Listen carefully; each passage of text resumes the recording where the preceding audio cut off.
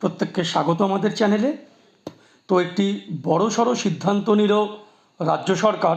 এতদিন রাজ্য সরকার যে মামলাকে বিরোধিতা করে বছরের পর বছর নষ্ট করেছে সুপ্রিম কোর্টে, সরকার বদল হতেই কিন্তু সেই মামলা নতুন সরকার প্রত্যাহার করে নিচ্ছে। এবং এর ফলে কি হবে? এর ফলে একদিকে যেরকম ওবিসি শংসাপত্র যেইগুলো 2010 এবং 2011 সালে মোট 77টা অনগ্রসর শ্রেণী অর্থাৎ ওবিসির সার্টিফিকেট ইস্যু হয়েছিল, সেইগুলো কিন্তু এখন আর বৈধ থাকবে না, যেটা নাকি আমাদের কলকাতা হাইকোর্টের ডিভিশন বেঞ্চের রায় ছিল। অর্থাৎ রাজ্য সরকার ডিভিশন বেঞ্চের রায়কে চ্যালেঞ্জ করে সুপ্রিম কোর্টে গিয়েছিল এবং সুপ্রিম কোর্টে দীর্ঘদিন মামলাটা শুনানি চলছিল, আবারও হাইকোর্টে আসে এবং হাইকোর্ট থেকে আবারও সুপ্রিম কোর্টে চলে যায়। হাইকোর্ট স্টে দেয়, সেই হাইকোর্টের স্টের ওপরে আবার সুপ্রিম কোর্ট স্টে দেয়।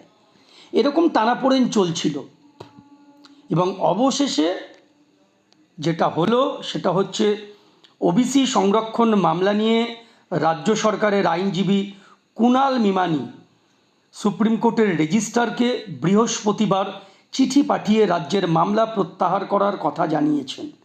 রাজ্যের অনুরোধ, 2 বছর আগের দায়ের করা মামলা দ্রুত শুনানির জন্য তালিকাভুক্ত করা হোক, যাতে রাজ্যের অনুরোধ মেনে সুপ্রিম কোর্ট সেই মামলা প্রত্যাহারের অনুমতি দিতে পারে।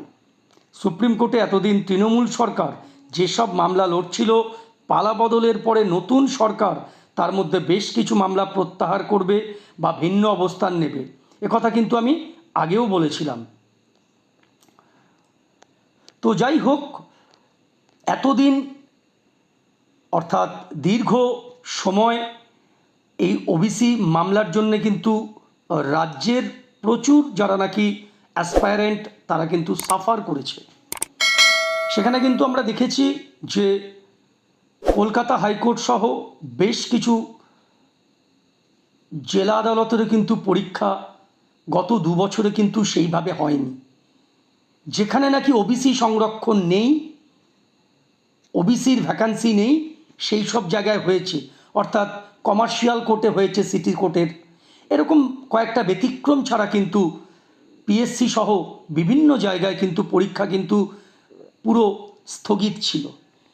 তো যাই হোক, অর্থাৎ মূল যেটা বিষয় সেটা হচ্ছে 77টা যে ক্যাটাগরি, যেটা নাকি 2010-এর সময় অর্থাৎ যখন বামফ্রন্ট সরকার ছিল তখন 42টা ওবিসি ক্লাসকে মান্যতা দিয়েছিল ধর্মের ভিত্তিতে। পরবর্তীকালে বামফ্রন্ট সরকারের পরে তৃণমূল সরকার কিন্তু আরও 2012 সালে আরও 35টা অনগ্রসর শ্রেণীকে নথিভুক্ত করে। এই টোটাল 77টা অনগ্রসর শ্রেণী বাদ দেওয়ার কথা কলকাতা হাইকোর্ট বলে দিয়েছিল। একবার তোমাদের জাজমেন্টটা দেখিয়ে দিই। এই হচ্ছে জাজমেন্ট কবে হয়েছে দেখো, জাজমেন্ট কিন্তু জাজমেন্ট অন 22/5/2024, আর এটা 16/5/2026, অর্থাৎ 2 বছরে কিন্তু এই টালবাহানা চলেছে। তো এই জাজমেন্টের আমরা 177 নম্বর পেজে চলে যাব। আমরা 332 নম্বর প্যারাগ্রাফ যদি জাজমেন্টের দেখি, সেখানে কিন্তু পরিষ্কার বলে দেওয়া আছে। কি বলে দেওয়া আছে দেখো, this court is of the view that the selection of 77 classes of Muslims as backward is an affront of the Muslim community as a whole. This court's mind is not free from doubt that the said community has been treated as a commodity for political ends, as a vote bank. এই সব কিন্তু তাদের মহামান্য বিচারপতিদের কিন্তু এই electoral gains, এই সব কিন্তু তাদের কিন্তু পর্যবেক্ষণ ছিল। দেখো লেখাই আছে ইলেকটোরাল গেইনস, ভোট ব্যাংক, অর্থাৎ 77টা ক্লাস, যেখানে এই 77টার মধ্যে 42টা 2010-এ বামফ্রন্ট সরকার ইস্যু করেছিল এবং 35টা পরবর্তীকালে 2012 সালে তৃণমূল গভর্নমেন্টের সরকার ইস্যু করেছিল। তো এইগুলোকে কিন্তু টোটালি কিন্তু কী করলো, এখানে কিন্তু এই ডিভিশন বেঞ্চ এখানে বলে দিল। দেখো এখানে এই 190 নম্বর পাতার এইচ যে প্যারাগ্রাফ আছে, the executive orders ক্লাসিফাইং the 66 classes prior to 2010, অর্থাৎ 2010-এর আগে যাদেরকে ওবিসি সংরক্ষণ করা হয়েছিল তাদের কিন্তু কোনো রকম এটা সেই আওতায় আসবে না। কারা আসবে? 42টা ক্লাস যেগুলো নাকি 2011 সালে স্টেট গভর্নমেন্ট করেছিল, এবং পরবর্তীকালে 35টা কমিউনিটিকে করেছিল 2012 সালে। অর্থাৎ এই টোটাল 42 আর 35, এই 77টা ক্লাসকে আর কোয়াস্ট অর্থাৎ খারিজ করে দিল উইথ প্রসপেক্টিভ এফেক্ট।